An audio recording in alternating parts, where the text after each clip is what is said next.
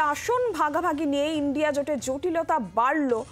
আসনের উচ্চাশা নিয়ে কটাক্ষ কংগ্রেসকে অভিষেক বন্দ্যোপাধ্যায়ের।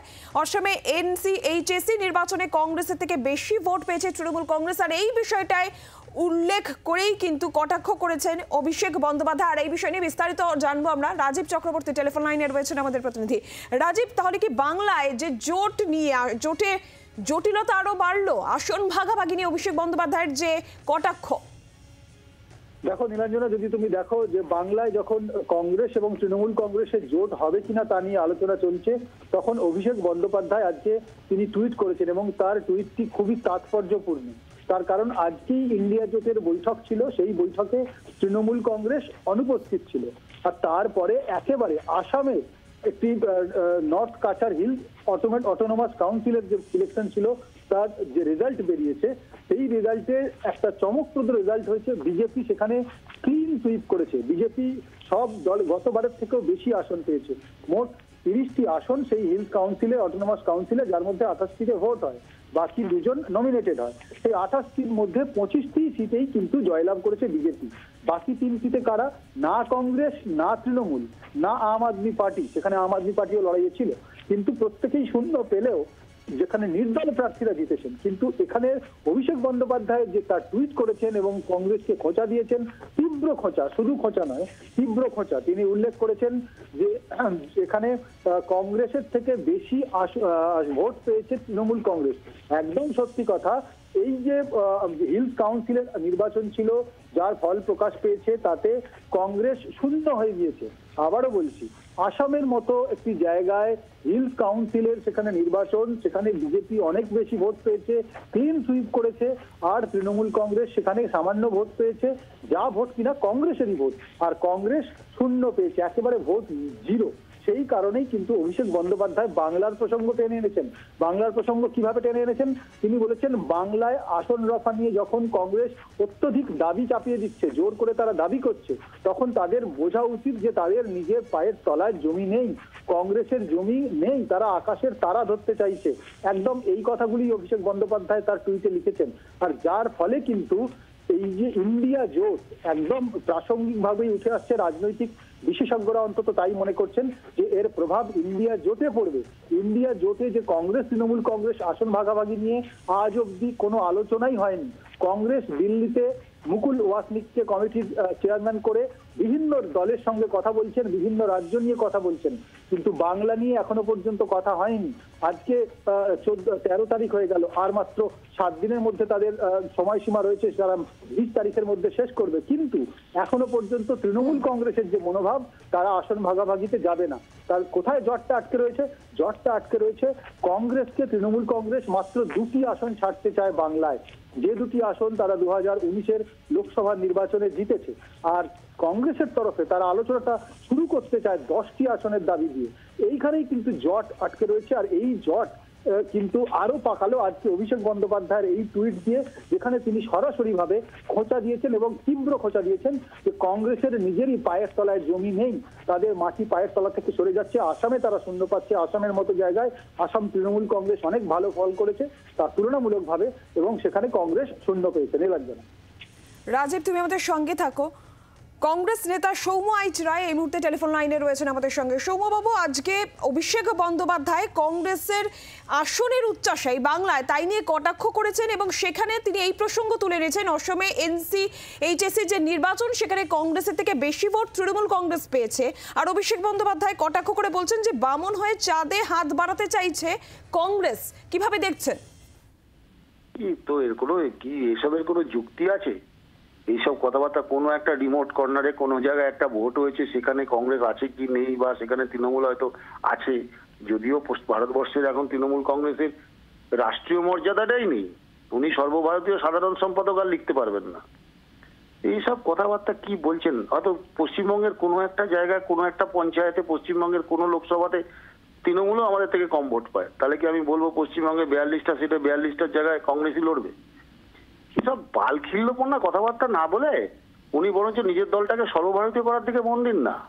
গেছিলেন তো উত্তর গোয়াতে নির্বাচন লড়তে, লক স্টক ব্যারেল শুদ্ধ দোকানপাট বন্ধ করে চলে এসছে, তার সভাপতি বলছে আমরা বিজেপির হাত শক্ত করতে গেছিলাম। ত্রিপুরাতে গেছিলেন, পার্টি বন্ধ হয়ে গেছে, নোটার থেকেও কম ভোট পেয়েছে। আপনি মেঘালয়ে গেছিলেন, পার্টি শেষ। তো সারা ভারতবর্ষে আনসাকসেসফুল হওয়ার পরে এইসব কথাবার্তা বলার মধ্যে দিয়ে কি বাহাদুরি আছে আমি জানি না। উনি যেখানে আছেন সেই সরকারটার দিকে মন দিন। এই সরকারটা 12 বছরে চুরি, লুটপাট, খুন জখম করে পশ্চিমবঙ্গটাকে শেষ করে দিয়েছে, শ্মশানের রাজত্ব করে দিয়েছে। কারণ ওনাকে কে এইসব কথাবার্তা বলতে বলেছে সব আমি জানি না উনি কেন বলেছেন। ধন্যবাদ আপনাকে। কংগ্রেস নেতা সৌম্য রায় টেলিফোন লাইনে ছিলেন আমাদের সঙ্গে। রাজীবের কাছে আবারও যাব। রাজীব, আজকেও ভার্চুয়াল বৈঠক ছিল ইন্ডিয়া জোটের এবং মূলত আসন রফা নিয়ে আলোচনার একটা সম্ভাবনা ছিল, কিন্তু সেটার খুব একটা যে ফলপ্রসূ হয়েছে সেটাও বলা যায় না। অন্যদিকে যদি শুধু বাংলার দিকে নজর রাখা যায়, যেখানে মমতা বন্দ্যোপাধ্যায় সময় পর্যন্ত বেঁধে দিয়েছিলেন, অভিষেক বন্দ্যোপাধ্যায়ের এই আজকের এই কটাক্ষ জটিলতা তো আরও বাড়ালো, যদি বাংলায় স্পেসিফিক্যালি বলা যায়। একেবারে নীলাঞ্জনা, দেখো বাংলায় কংগ্রেস এবং তৃণমূল কংগ্রেসের জোট হবে কিনা সেই দিকে তাকিয়ে রয়েছে বাংলার দলগুলি, অন্তত বাংলার দলগুলি তাকিয়ে রয়েছে এবং অবশ্যই কংগ্রেস তাকিয়ে রয়েছে। তার কারণ জাতীয় স্তরে তাদেরকে যদি জোট করতে হয় এবং যদি বিজেপিকে পরাস্ত করতে হয়, বিজেপির বিরুদ্ধে লড়াই করতে হয়, তাহলে তৃণমূল কংগ্রেসকে বামেদেরও তাদের পাশে লাগবে। আর সেই লক্ষ্যে তারা সুষ্ঠুভাবে কিন্তু চাইছেন সমস্ত দলগুলিকে সঙ্গে নিয়ে ইন্ডিয়া জোটের ব্যানারে নিয়ে এসে তাদেরকে নিয়ে লোকসভা নির্বাচনটা যাতে লড়া যায়। আর সেক্ষেত্রে যেটা দেখা যাচ্ছে যে আসনের দাবি নিয়ে কিন্তু জটিলতা রয়েছে। কংগ্রেস আলোচনা শুরু করতে চাইছে 10টি আসন দিয়ে, তৃণমূল কংগ্রেসের বক্তব্য 2টি আসন দেব, বাকি যদি নিতে হয় আর 1টি আসন পেতে পারে সেটা নিয়েও আলোচনা করতে হবে। এইখানে কিন্তু জট আটকে রয়েছে সূত্র মারফত, তেমন খবর আমরা দর্শকদের আগেই জানিয়েছি। আর আজকে অভিষেক বন্দ্যোপাধ্যায় এই যে হিলস কাউন্সিলের নির্বাচনের কথা বলেছেন, তাতে বিজেপির কিন্তু ক্লিন সুইপ, মনে রাখতে হবে এটা কিন্তু খুব তাৎপর্যপূর্ণ একটি ঘটনা।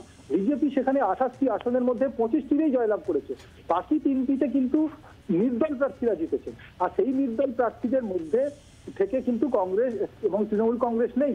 এখানে দেখা যাচ্ছে কংগ্রেস 0 পেয়েছে আর তৃণমূল কংগ্রেস মন্দের ভালো কয়েকটা ভোট পেয়েছে। আর সেটিকেই কিন্তু অভিষেক বন্দ্যোপাধ্যায় তুলে ধরেছেন যে কংগ্রেসের থেকে আসামের মতো জায়গায় যদি তৃণমূল কংগ্রেস বেশি ভোট পায় তাহলে তারা বাংলায় এসে বেশি আসনের দাবি করেন কি করে। মূল তার টুইটের বক্তব্য এটাই যে বেশি আসনের দাবি যারা করছে তারা তো নিজেদের বিভিন্ন রাজ্যে বিজেপির কাছে পরাস্ত হচ্ছে এবং লড়াই করতে পারছে না।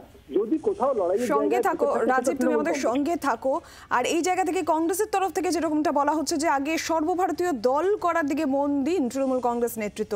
সিপিআইএম নেতা সুজন চক্রবর্তী রয়েছেন টেলিফোন লাইনে আমাদের সঙ্গে। সুজন বাবু, অভিষেক বন্দ্যোপাধ্যায় আজকে কংগ্রেসকে নিয়ে কটাক্ষ করেছেন আসন ভাগাভাগি নিয়ে, তীব্র কটাক্ষ। আর যেখানে প্রসঙ্গ তিনি তুলে আনছেন অসমের NCHSC নির্বাচনে, যেখানে বলা হচ্ছে যে কংগ্রেসের থেকে বেশি ভোট তৃণমূল কংগ্রেস পেয়েছে। অভিষেক বন্দ্যোপাধ্যায় এটাই বলছেন যে বামন হয়ে চাঁদে হাত বাড়াতে চাইছে কংগ্রেস।